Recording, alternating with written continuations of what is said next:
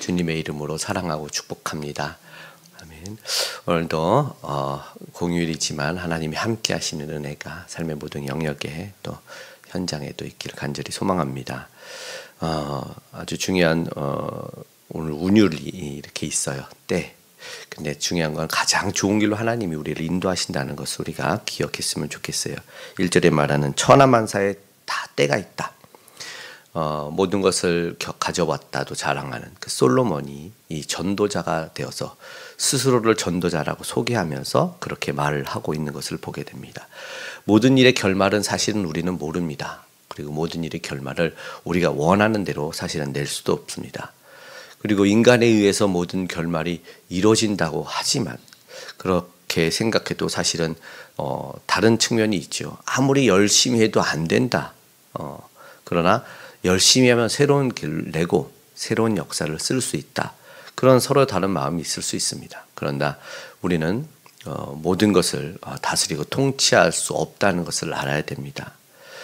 왜냐하면 우리가 뭐 다 할 수 있다고 하지만 뭐 보이지도 않는 바이러스에 의해서 우리가 이 모든 것이 통제되고 마비되는 것을 실제로 경험을 했고, 그리고 아직도 우리는 정복하지 못한 질병들, 그리고 알 수 없는 병, 불치병이라고 하는 병들이 여전히 발전된 이 고도의 과학과 의학 속에서도 존재하는 것을 보게 될 때, 때로는 인간이 대단한 것 같다 여기면서도 우리가 한없이 작고 무력하다는 것을 동시에 느낄 수 있는 것을 보게 됩니다.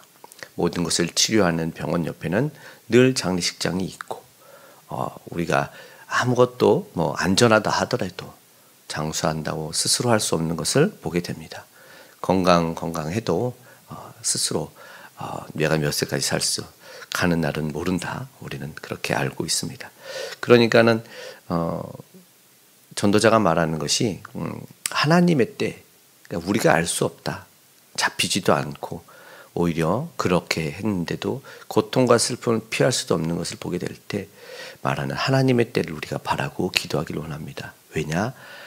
전도자가 알고 깨달은 것은 물론 참 허무한 것 같다. 헛되다라고 시작을 해서 이 전도서에 37번이나 헛되도다 이렇게 이야기를 하지만 허무주의와 세상의 비관적인 염세주의를 이야기하는 것이 아니라 오히려 정말 전도자처럼 아주 중요한 메시지, 하나님에게로 향하고 있기 때문입니다. 하나님의 때를, 참된 통치자를 바라보게 하는 그 고백을 오늘 우리도 할 수 있기를 간절히 소망합니다. 2절에서부터 보면은 참 재미있는 운율이 있죠. 날 때가 있고 죽을 때가 있으며, 심을 때가 있고 뽑을 때가 있으며, 이렇게 쭉 이야기를 하는 것을 보게 됩니다. 아름답게 묘사를 하고 있는데, 이 본문을 우리가 믿음으로 받아들인다면 지금 우리 일이 더디다고 해서 조바심을 낼 필요도 없겠구나 생각을 하게 됩니다. 우리는 스스로 다 원하는 때가 있고 바라는 것이 있어요.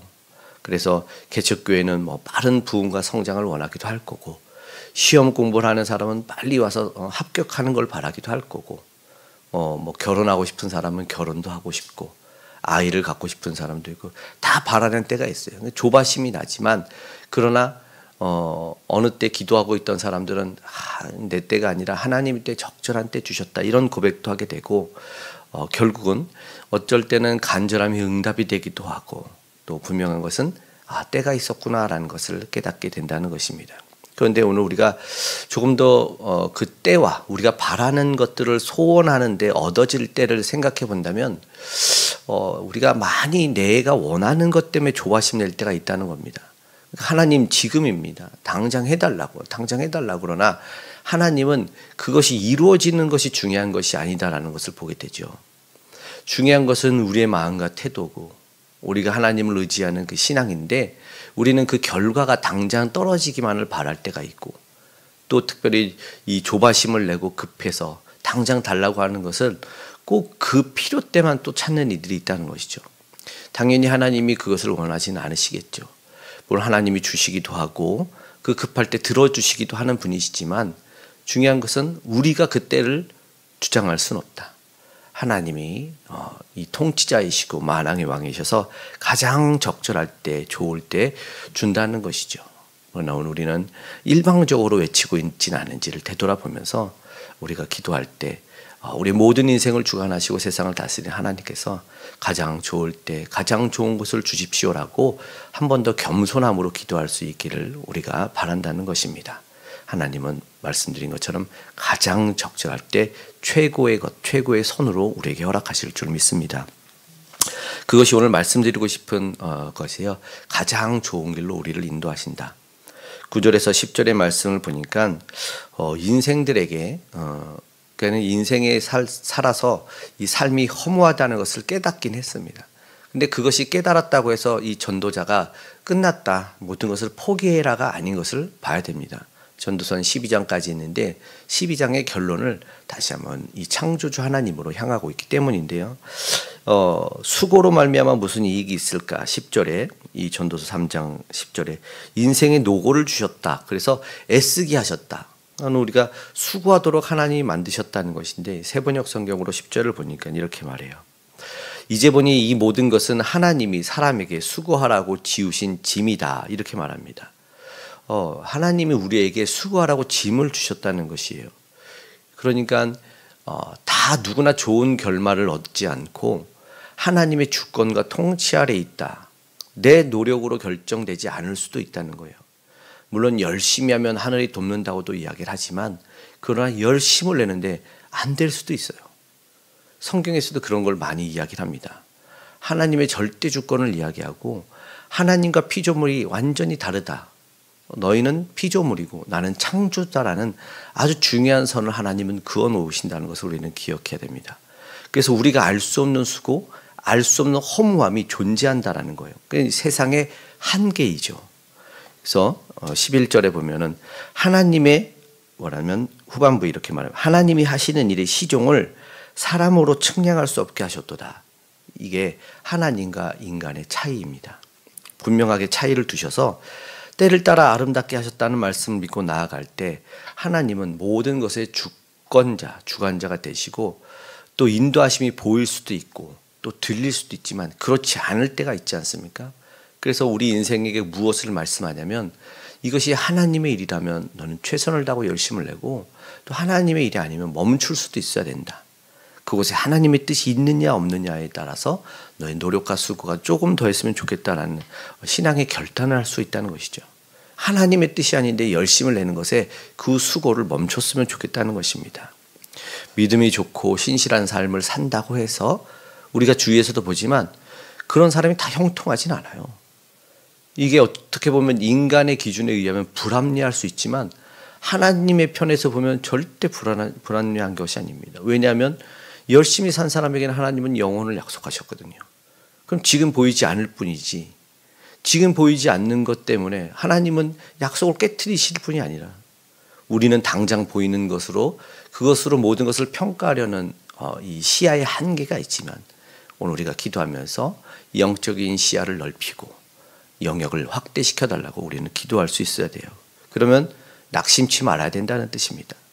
어떤 상황이 보여도 또 어떤 잘됨과 어떤 부함을 보고서도 부러워할 필요도 없고 또 힘들어 낙심하는 이들을 통해서 절망하고 원망할 필요도 없다는 것입니다. 왜냐하면 오늘도 하나님은 우리 인생을 다스리고 통치하시는 분이다라는 것을 기억해야 되기 때문이라는 것이죠. 12절의 말씀에 이렇게 말합니다. 사람들이 사는 동안에 기뻐하며 선을 행하는 것보다 더 나은 것이 없는 줄 알고 인생에 살면서 겉면의 말을 하는 거죠. 어떤 인생? 이 사람들이 살 때 기뻐하며 선을 행하는 것 좋다. 13절에는 뭐가 또 좋았냐니까 먹고 마시는 것, 수고하며 낙을 누리는 것, 이거 하나님의 선물이었네. 보니까 살아보니까 이거는 인생들에게 그냥 기본적으로 주신 거예요. 먹고 배부르고 행복하고 이런 거를 그냥 기본적으로 줘서 이럴 때 정말 행복하고 즐겁구나라는 것을 누구나 다 느낄 수 있게 해주셨다는 것을 깨달았다는 것이죠. 그래서 이 세상을 살면서 수고도 주고 노고도 줬지만 포기하는 인생이 아니라 하나님이 기본적으로 준 선물이 있다는 것을 알아서 낙심할 필요 없고 하나님이 주신 것을 기본적으로 누리고 즐길 수 있는 삶을 살 수 있다. 물론 우리가 원하는 대로 다 살 수는 없고 늘 배부리 먹을 수는 없을지라도 수고할 때 좋은 결과도 주고 또 도움을 준다는 것도 사실이다라는 것이죠. 오늘 이 본문 마지막인 14절 15절에도 사람들 앞에서 보니까 그 사람들이 하나님을 경외하게 하심입니다. 이 자연의 이치, 그리고 하나님의 통치하심을 볼 때 이건 하나님을 경외하게 한다는 것이죠. 14절에 보니까 하나님이 모든 것을 영원 그리고 더할 수도 덜할 수도 없고 하나님이 사람들 앞에 해놓은 것이 14절 후반에 말하는 것은 경외하게 하려 하심인 줄을 내가 알았다라는 것이에요. 그러니까 하나님의 신묘막측을 지금 솔로몬이 깨달았다는 것입니다. 우리의 행함은 말씀드린 한계가 있고 또 완전하지 않은 불안함이 있습니다. 그러나 하나님이 행하시는 일은 완전한 거였어요. 그러니까 하나님을 기대하고 기다리면 되는 것이었다는 것이죠. 왜냐하면 반드시 이루시는 분이고 말씀드린 것처럼 그래서 하나님을 통해서 하나님 앞에서는 우리가 크고 두려운 분이라는 것을 깨닫게 되는구나라는 것이요. 그러면 인생들은 무엇을 하냐면 하나님을 신뢰하고 믿음으로 바라봐야 된다는 거예요. 그 믿음이 커지면 하나님 앞에 경배하며 나아가는 거예요. 온전히 하나님을 예배하고 온전히 하나님을 찬양하는 사람들의 특징은 하나님을 경외하는 자들입니다. 세상 이치를 주관하시고 모든 것에 다스리시는 하나님을 찬양하면서 하나님 앞에는 우리가 모든 것을 내어 맡길 수 있구나.